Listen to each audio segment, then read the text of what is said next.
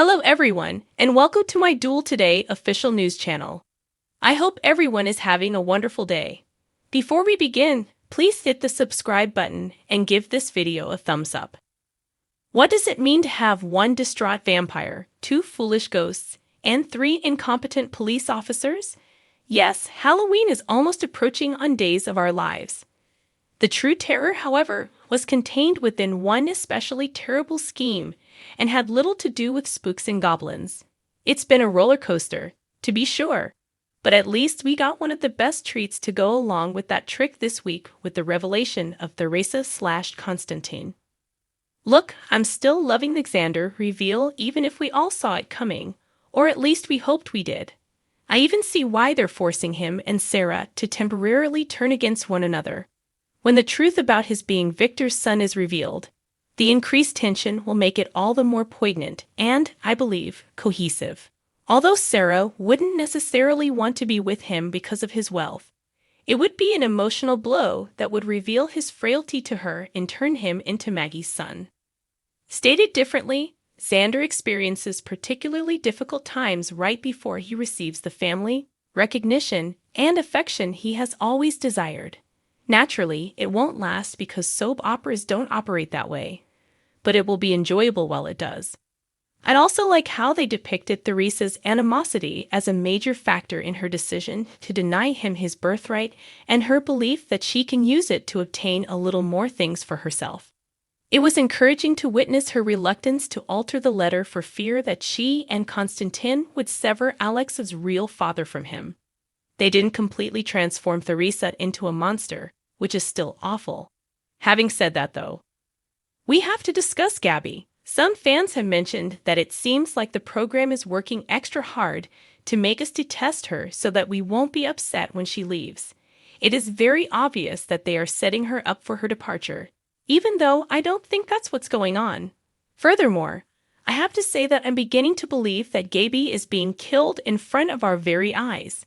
Although she hasn't completely changed, her worst qualities are gradually taking over and overpowering everything else. I understand that having a mother or a parent doesn't automatically make someone a nice person, and GABI isn't good. But what she and Stefan just did was disgusting.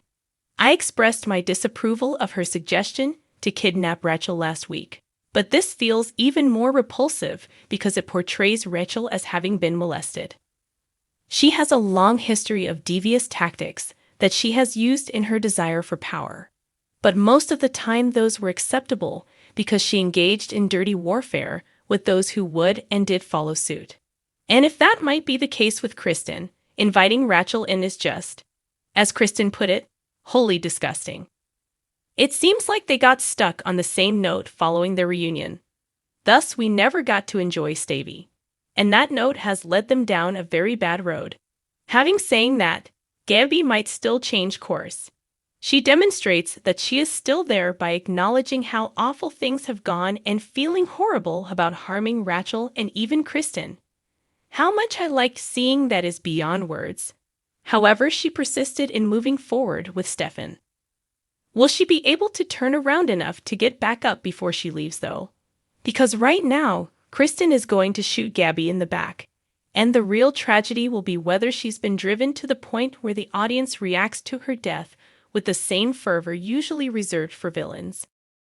And no, Stefan is not immune to this disgusting behavior either. He basically described the film as pretty disturbing while pressuring GABI to see it through. But he arrived in the city dressed as the cunning and avaricious son of Vivian Alamain. Although his edges have softened, he still retains blackness in both of his sides. However, he isn't going anywhere, as far as we know, unlike GABI, so there is still time to change his character. Next up is Brady. He just demonstrated, in my opinion, that he is unable to be a father. Although I'm not particularly sorry that GABI and Stefan betrayed him, I do wish Marlena had been much more harsh with him. That's the price he pays for putting his faith in them and assisting in the deception that his daughter was being harmed. The whole ghost thing that went on in the backdrop of Horton Square, while Rafe and Jadar rushed after them, was so ridiculously idiotic that it made me chuckle, but oof. Dimitri and Leo have actually become fairly entertaining comedy relief, pursuing folks around the city in sheets. The insightful insight from Rafe was, "What about those two ghosts not looking in the one motel in the town where all the cool kids hang out?" Since there wouldn't be any drama while the bad guys ran amok, the police in soap operas are typically fairly useless by design. However, after witnessing the shoddy hiring procedures between Harris and Wendy, I can understand why their supporters refer to them as the Keystone Cops. I'm at a loss for words regarding Steve. I understand that he's trying to be protective, but after Kayla tells him to chill the marriage talk, he runs off to tell Chad to marry his daughter or get lost. Shocked by Chad's response, he hurries off to complain to his wife about how he could have blown it. Not joking.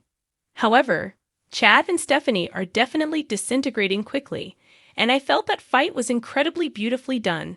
Stephanie made the point that Chad shouldn't be supporting this and raising her hopes if he can never give her more, even if he shouldn't move on if he's not ready and should take the time he needs to grieve his wife. It was kind of perfectly brutal when he said, "Stephanie, I love you," and she responded, "Yeah, just not as much as your dead wife." I wouldn't have minded if they had fought throughout the entirety of their relationship, but I would have valued their bond far more if they had shared this type of fire. I understand that Alva wants to move on from her previous life in the mob, but come on, she has connections. Even though Clyde is well known in Salem, she has complete control over the Vitali Mafia. Say the word, and her issue will be resolved. Well, perhaps that is the direction this is going. Actually, nobody is out. In regards to the power battle at Demira Enterprises, Days of Our Lives spoilers for Friday, October 27, indicate that E.J. Demira will do his hardest to win Kristen Demira over to his side. Sadly, after Kristen finds the trap that GABI Demira, Stephen Demira, and Brady Black prepared, E.J.'s efforts won't really matter. After using fake black eye makeup, GABI was able to record Rachel Black saying that Kristen was the one who had done this to her. Even though Rachel was tricked into all of this, a court might find it convincing. None of this evidence looks good, of course, because Stefan also obtained a phone tape of Kristen losing it and yelling with Brady about how she punishes their daughter. Days teasers state that Marlena Evans will chastise Brady for his involvement in the trap once she receives more information about its specifics. Fans of DOOL are aware of Kristen's many attributes, but abusing children isn't one of them. Brady won't care if this gives him custody of Rachel once more, even though it is clearly over the line. Kristen will presumably be forced to give up her shares once GABI and Stefan force her into a corner. Days spoilers indicate that Brady won't get his desired conclusion since Kristen will insist on having all the proof removed first. In contrast, Stefan and GABI will be ecstatic as they prepare to celebrate their triumph. According to teasers for other days, Chad Demira will not give up until Stephanie Johnson probably acknowledges that she lied. Rather of stating that she was prepared for marriage, Stephanie had earlier given Chad what he wanted to hear. Steve Johnson will wrap up telling Kayla Johnson about the problems he caused in their daughter's relationship while Chad considers Stephanie's confession.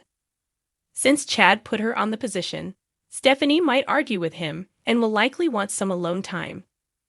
Stephanie will be shocked to see her ex when Everett turns up at her house later because that should leave her home alone. Thanks for watching if you liked this video. So please don't forget to subscribe my channel and don't miss any update.